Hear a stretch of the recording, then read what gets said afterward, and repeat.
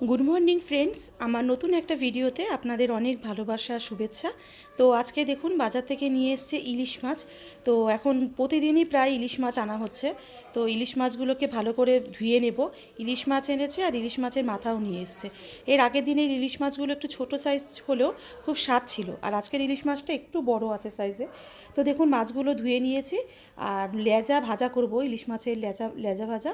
আর ইলিশ মাছের ডিম না তেল ওগুলো সব একসাথে মাছের ঝোলের মধ্যেই দিয়ে দেবো।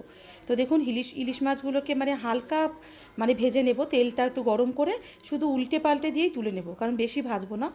ইলিশ মাছ বেশি ভাজলে স্বাদ লাগে না। আর এদিকে রাতে রুটি খাওয়ার জন্য একটু পটল কুচি কুচি করে কেটে একটু পটল চচ্চড়ির মতো করে নেব।